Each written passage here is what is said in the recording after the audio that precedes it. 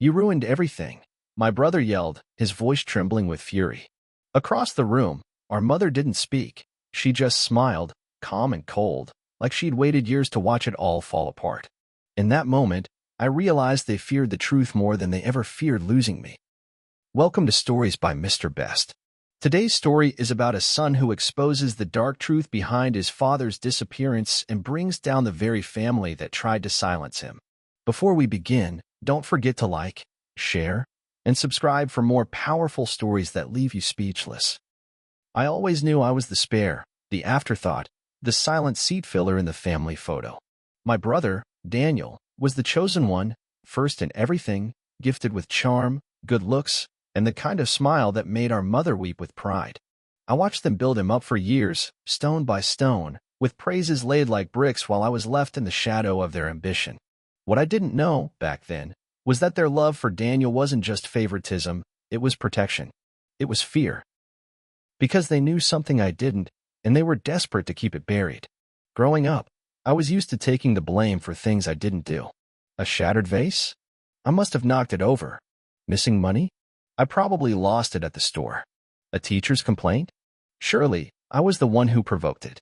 Every mistake in the house somehow carried my name, and Daniel would watch from the corner of the room, arms folded, lips curled into that slight grin that meant he'd won, again. I used to think I just wasn't good enough. It wasn't until years later that I realized I was the only one they could afford to lose. Dad was different, though. Quiet, watchful, and fair in ways that made my mother roll her eyes and whisper things under her breath when she thought I wasn't listening. He never raised his voice at me, not once. And while he never openly favored me, he never let me drown either. He'd slide me a book, help with homework when Daniel wasn't around, and once told me, just because they shout doesn't mean they're right. It stuck with me. And maybe that's why, when he vanished, I was the only one who didn't accept the family's story. They said he left us, packed a bag, walked out, and never came back. No note, no goodbye, just gone. My mother cried loud enough for the neighbors to hear, and Daniel shrugged like it was nothing, like it didn't matter that the man who raised us disappeared overnight. I was 17, old enough to know when something didn't sit right. And when I found Dad's watch in the garage drawer 3 days later, I knew they were lying. He never went anywhere without that watch. Never. But when I asked about it, my mother slapped me. Hard. The kind of slap that doesn't just sting your cheek, but numbs your whole face. Don't ever speak about him again, she hissed, eyes wild, like I'd triggered a demon she had locked away. And Daniel? He didn't even flinch. He just stood behind her, arms crossed, wearing that same crooked smile. That was the first time I looked at him, not as my brother, but as something else entirely. Something colder. Something dangerous. College was my escape. I didn't get much from them. Not money, not support. But I worked nights, earned scholarships, clawed my way through every semester. I built my life from splinters. Daniel, on the other hand, was gifted everything. Our father's insurance money, the family house, the car, even the family business when he turned 25. And no one questioned it. No one asked where the will came from. I did. Quietly. I requested a copy from the county clerk's office. And what I found changed everything. There was no updated will. In fact, the last legal document listed both Daniel and I as equal heirs to our father's estate. But Daniel had claimed everything. I hired a lawyer and started digging deeper. That's when we found the anomaly. A forged document. Sloppy, but enough to fool someone who never expected betrayal from their own blood. And then, tucked in the archives, was a police report, one that was never followed up. Filed by a neighbor the night Dad went missing. She heard shouting. Something slamming. Then silence. I remembered the garage door being busted for weeks after Dad disappeared. I remembered Daniel coming home late that night, smelling like bleach. I remembered Mom burning a set of clothes in the backyard. It all rushed back like a storm I hadn't prepared for. My hands shook as I pieced it together. They hadn't just hidden the truth. They'd rewritten it. I went back home that Christmas, not for dinner, not for peace, but for war. I had a file tucked beneath my coat and eyes that had finally opened. The house hadn't changed, but I had. My mother welcomed me with a forced smile, and Daniel acted like nothing was wrong. I asked them both to sit down, told them I had some family business to discuss. When I slid the documents across the table and said, "This is going to court," Daniel's smirk cracked. My mother's hand trembled for the first time since I was a child. "You destroyed our lives," Daniel yelled, slamming his fist on the table, his voice echoing through the dining room like a siren. My mother didn't speak. She just looked at me and smiled. That same broken, twisted smile she wore the night Dad disappeared. That was the moment I knew. I wasn't just fighting for truth. I was fighting to bury the lie they'd built their lives on. And I had just started digging. After that confrontation, I didn't go back to my apartment. I booked a cheap motel room 2 towns over and laid everything out on the bed: documents, photos, timelines, witness statements, my lawyer's notes, and the original police report that had been conveniently ignored. I didn't sleep. I stared at my father's face in an old family photo, wondering how long he'd suffered before they silenced him. I kept hearing Daniel's voice echoing in my head. "You destroyed our lives." It made me laugh. All I did was bring a flashlight into a room that kept dark for too long. The neighbor who filed that report, Mrs. Tran, was 82 now, still living in the same white brick house at the corner. I visited her the next morning with a recorder in my coat pocket. She opened the door slowly, peering through the crack like I was the devil come to collect a debt. But when I said my name and mentioned my father, her face softened. She looked tired, like she'd been waiting years for someone to ask her the right question. "I thought they made you disappear too," she said. That stopped me cold. She invited me in, poured me tea, and then gave me the piece that shattered everything. She said she heard shouting that night, male and female voices, raised and frantic. Then something slammed. It sounded like someone hit the wall, hard, she recalled, her fingers trembling against the cup. Then it was quiet. For a long time. What she said next chilled me. Around midnight, I saw Daniel backing the car into the garage. But the garage light wasn't on, and the way he looked around before opening the trunk. I knew something was wrong. "Your father's car never came back." She called the police anonymously, but no one followed up. I stopped pushing, she confessed. I was scared. "Your mother came to my door the next day with cookies and a smile that didn't reach her eyes." I left her house with that recording and tears in my eyes. Not because of grief, but because of fury. They hadn't just erased my father. They'd manipulated the narrative so deeply that even I believed parts of it. But the more I dug, the more cracks I found. An old family friend, a retired mechanic named Leo, told me Daniel brought in a car to be destroyed around that same time. Said it was a junker from a friend, but paid in cash and insisted there be no paperwork. Leo said the car looked like my dad's, right down to the dent in the front fender. By now, the case had enough weight that my lawyer filed a motion to reopen the original missing persons file and push for a formal investigation into possible foul play. That didn't go over well with my mother. She showed up at my motel door 2 days later, wearing sunglasses like some mafia widow and holding a tin of cookies. "Let's talk," she said, as if years of lies could be buttered over with chocolate chips. I didn't let her in. I met her in the parking lot and made sure my phone was recording in my pocket. "You're making a mistake," she said, her voice low and calm, like a threat disguised as advice. "Digging up graves doesn't bring people back. It just makes everything rot faster." I asked her point blank, "Did you and Daniel hurt Dad?" She didn't answer right away. Just stared at me with those cold, calculating eyes and said, "Why do you care? He was always more of a father to you than Daniel, wasn't he?" That told me more than a confession ever could. After she left, I listened to the audio over and over again. Her words were careful, yes, but laced with bitterness, with resentment, with just enough venom to confirm what I already knew. They didn't just want Dad gone. They wanted me to forget him, too, because I reminded them of what they did. And in their twisted minds, that made me the real threat, not the crime, not the cover-up, but the memory of the man they couldn't erase completely. The town started buzzing once the court filing hit the public records. Old neighbors started whispering again. Some called me brave. Others called me ungrateful. One even asked me, "Why now?" I told them the truth, because silence doesn't fix broken things. It just hides the cracks. I wasn't doing this for revenge. At least not in the traditional sense. I was doing it for the father who never got to see me graduate, the man who protected me when no one else did. I owed him that much. Daniel tried to reach me after the news broke. Texts, emails, even a voicemail pretending like we could still make this right as a family. I didn't respond. What was there to say to the man who probably helped bury our father in a shallow grave and slept soundly afterward? I was done pretending. Done playing the quiet brother. If they wanted a war, they had it. And this time, I had proof. The district attorney's office finally responded, opening an inquiry and scheduling preliminary interviews. My stomach turned when I saw the official letterhead. This was real now. No longer a private investigation or a family secret. The justice system was getting involved. I didn't know what would come next. Jail time? A trial? Maybe even a chance to recover Dad's remains. But I knew one thing for certain. The truth was no longer a whisper in the dark. It was a roar echoing through the courtroom doors they never thought I'd reach.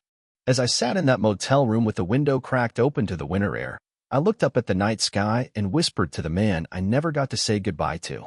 I'm still here, Dad. I'm still fighting. And this time, they're the ones running out of places to hide. They thought they'd erased him so cleanly, so efficiently, that there would be no pieces left to stitch back together. But arrogance breeds carelessness, and in their scramble to craft a perfect lie, they left behind the one thing that would undo them: evidence. Real, tangible, undeniable evidence. It began with a box, an old, weather-worn shoebox tucked away in the attic of our childhood home, left behind like a ghost they didn't think anyone would summon. My father had always been private, but meticulous. And that box, covered in dust and tucked beneath rotting insulation, became my salvation. I found it during a court-ordered walkthrough of the property. My lawyer had filed for access to search for any of my father's belongings that could aid the investigation. Daniel objected, of course, claimed I was disturbing the peace of the family home. But the judge approved it, and I went in alone, heart racing as I crossed that threshold like a soldier entering enemy territory. The house smelled the same, lemon cleaner masking mold and secrets, but it felt different now. Like the walls themselves were watching, waiting for the truth to be set loose inside them. The attic was colder than I remembered, and darker too. I pulled the string light and stood motionless beneath its weak flicker. It didn't take long to find the box. It was behind a broken lamp, tucked beneath a stack of old newspapers from the year Dad vanished. The moment I lifted the lid, I knew. Inside were receipts, handwritten notes, printed emails, even voice recordings on mini cassettes. My father had been preparing for something big. A legal battle maybe. A betrayal he saw coming but didn't have time to stop. One letter, dated a month before his disappearance, was addressed to a lawyer I'd never heard of before. It read, "If anything happens to me, look to Daniel first. He has motive and your copy of the contract." I sat back, stunned. My father had seen it coming. He knew Daniel was planning something. I felt my throat tighten. All those years I thought he left us. I thought he abandoned me. And here he was, trying to protect me even in silence. I took photos of everything, scanned what I could, and brought the original straight to my lawyer. She didn't say much as she read through the contents. Just nodded, breathed slowly, and muttered, "This changes everything." We tracked down the lawyer mentioned in the letter, Mr. Anders, a retired estate attorney now living upstate. He remembered my father instantly. Said he was one of the sharpest, most cautious men he ever worked with. He was worried someone was going to try and take the business out from under him, Mr. Anders explained. Said he was being cut out of meetings, documents were getting misfiled, that sort of thing. He came to me for advice and drew up a contingency contract to protect his stake in the company. That contract, stored in Mr. Anders' safe, bore my father's signature and explicitly named both Daniel and me as co-successors, only valid upon his confirmed death. But Daniel had ignored that. Lied to the board. Claimed our father was dead with no trace and produced a fake amendment giving himself full control. It was a house of cards held up by intimidation and silence. But now, I had my father's original documents. I had recordings of him stating his fears. I had dates. I had motive. And suddenly, the case wasn't just about a missing man. It was about fraud, conspiracy, and potentially manslaughter. The DA's office moved quickly. The evidence was submitted for authentication, and a grand jury hearing was scheduled. My mother and Daniel were served subpoenas. I could only imagine the look on their faces when they opened those envelopes, sealed not with guilt, but with justice. The tide had shifted, and for once, I didn't feel powerless. I felt dangerous. Not because I had broken any laws, but because I had the one thing they never prepared for, the truth, preserved in my father's own hand. The night before the hearing, I received a call. It was Daniel. I nearly let it go to voicemail, but something in me wanted to hear his voice. Maybe I needed confirmation that he was still the same smug, calculating man he had always been. He didn't disappoint. "You're going to tear this family apart," he said calmly. "You know that, right? You think you're the hero, but you're just bitter. And bitter men don't win." I didn't answer. I let the silence crawl through the line like smoke. Then I said, "Dad didn't raise me to win. He raised me to finish what he started." He hung up. I looked out the window of my apartment that night, watching the wind dance through the city lights. My mind drifted back to one of the tapes I'd played from the shoebox. In it, my father said, "The truth may sleep for a while, but it never dies. It waits." I never understood what he meant until now. I wasn't just chasing justice anymore. I was giving voice to a man they tried to erase. And with every step forward, I felt the weight of his absence lift just a little more. The courtroom wasn't packed, but it felt like every eye in the room carried the weight of judgment. On the left sat my mother, draped in black as if mourning a man she helped erase. Her face was still, unreadable, but her eyes, those cold, steel-gray eyes, never met mine. Daniel sat beside her, jaw clenched, tapping one foot like he could shake this off. He still believed, somehow, that charm or control or legacy could shield him. But the court doesn't care about birth order. It listens to facts. And that day, I had them all. The judge was a woman with salt and pepper hair and no patience for games. "Let's proceed," she said, as the first folder was placed before her. My attorney, calm and methodical, presented the documents one by one. The original will, the hidden contract my father had signed, the receipts for legal meetings, the recordings. Every piece fit together like an iron cage, one Daniel had unknowingly helped weld shut years ago. I watched his confidence drain with every page turned, every timestamp confirmed. His lips twitched, his eyes darted toward the gallery. But there was nowhere to run. Not anymore. Then came the tapes. The prosecution played a clip of my father's voice, scratchy but clear, speaking into a recorder. "If something happens to me, look to Daniel. He's growing restless. He started hiding numbers from me. I think he's working with someone behind my back. I don't trust him anymore." A murmur rippled through the courtroom. Even the stenographer paused for a breath. The judge narrowed her eyes. My mother blinked, just once, but her face stayed composed, like a marble statue cracking beneath invisible pressure. Daniel looked like he might be sick. For the first time in my life, I felt taller than him. The next witness was Mrs. Tran, the neighbor who heard everything the night my father disappeared. She walked slowly to the stand, but spoke with unwavering strength. She described the thuds, the silence, the garage door creaking open hours later. "I didn't know what I heard until I saw the trunk," she said. "Then I knew something wasn't right, and no one listened." She turned to me, gently, and said, "But he did. Your father loved you very much. That's why they couldn't stand you asking questions." Her words landed like a stone dropped in still water. My mother flinched. Daniel stared at his hands. When the mechanic, Leo, took the stand, he confirmed it. Daniel had brought in a car matching my father's description, paid in cash, and had it scrapped with no title presented. Said it was a junk heap from a friend, he testified. But the tires were nearly new. Didn't add up. And the look in his eyes, like he wanted it all gone fast. That sealed it. Even the jury members began exchanging looks. The prosecutor turned to the judge and said, "Your Honor, we believe we now have grounds to escalate this from a civil dispute to a full criminal investigation." I didn't cheer. I didn't smile. I sat there, unmoving, while everything they built on lies began to collapse around them.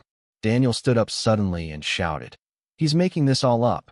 He's just jealous." Security approached him. The judge banged her gavel. "Mr. Carter, sit down or be removed."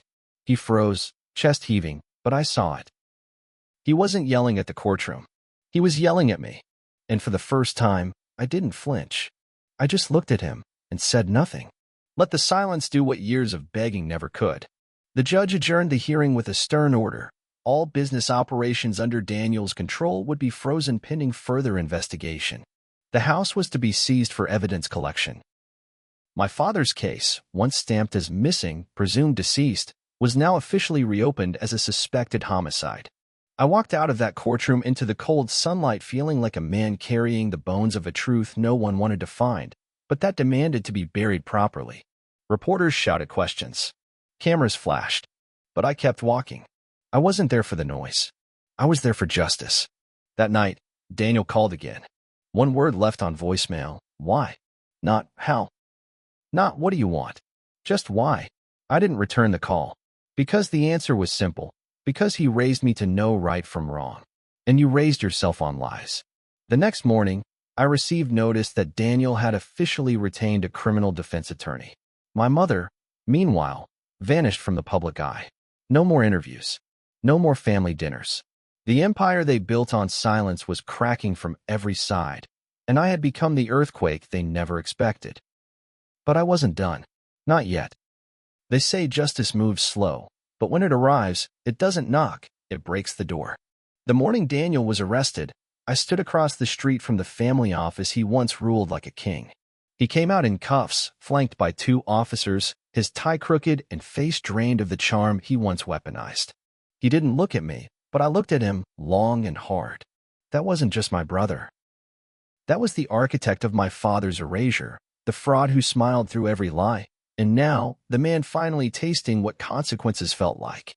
The charges were stacked: fraud, tampering with estate documents, destruction of evidence, obstruction of justice, and the reopening of a homicide investigation.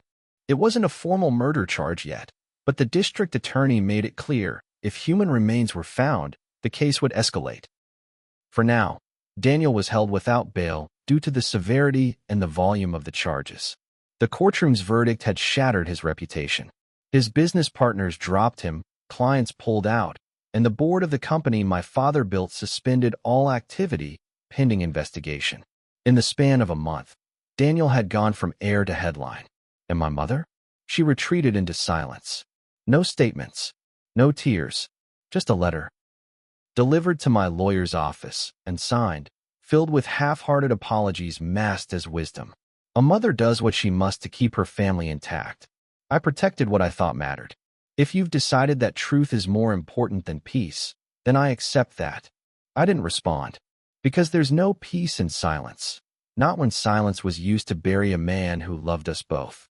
I wanted truth, and I wasn't going to apologize for dragging it out of the shadows. Weeks later, forensic teams finally got a break. Using information from one of my father's audio tapes, they searched an abandoned industrial site Daniel once managed on the edge of town. Buried in shallow ground behind a rusted shed, they found remains, human, adult male, approximate age mid-50s. Alongside the body was a watch, broken but recognizable. The same one I'd seen in our garage drawer, then never again. DNA confirmed what my heart already knew. It was him. My father. After all this time, after all the lies, they found him. And in that moment, the world went quiet. I didn't cry, not right away. I just sat alone in my apartment, staring at the report, and whispered, they didn't win. Because they didn't. They stole his life. They tried to steal his legacy, but they couldn't kill the truth. I requested he be buried properly, with full honors from the community foundation he once led. The mayor, old friends, even forgotten relatives showed up. They shook my hand. Some apologized for not believing me sooner. Others just said, thank you. But I wasn't a hero. I was just the son who refused to let his father be forgotten. Daniel was officially charged with murder 2 weeks later. The evidence was overwhelming: motive, financial gain, the forged documents, the timeline, the witness statements, and now the body. The trial was set to begin in 6 months, and my mother was subpoenaed as a key witness. For the first time, she didn't resist. I think she knew there was nowhere left to hide. She'd spent her life defending an image, a perfect son, a perfect family, but behind the photo frames were cracks she helped carve. She may not have struck the final blow, but she stood in the room where it happened. And silence, in the eyes of the law, is complicity. As for me, I stepped away from the chaos. I declined every interview, turned down every documentary offer. I wasn't interested in fame. I didn't want to be the face of a tragedy. I just wanted my life back. I used my share of the restored inheritance to start a legal support fund for others battling estate fraud and family betrayal. People wrote me letters, strangers who had their own versions of Daniel and my mother. And each time, I replied with the same line: the truth doesn't scream. It waits. One night, I visited my father's grave alone. The cemetery was quiet, wind rustling gently through the leaves. I brought nothing but silence. No flowers, no speeches, just presence. I placed my hand on the headstone and said, "I kept the promise, Dad. You're not forgotten." And I meant it. Because even when they tried to erase him, I carried his voice inside me. Every lesson, every kind word, every time he stood between me and their coldness, he was never really gone. They tried to raise their perfect son on a foundation of lies. But the truth, quiet, patient, relentless, burned it to the ground. And from those ashes, I found something they never expected me to claim: my freedom. It was raining the day I visited Daniel in prison. Cold, sharp rain that painted the world gray. I didn't go to forgive him. I didn't go to scream at him either. I went because sometimes closure isn't handed to you in a courtroom.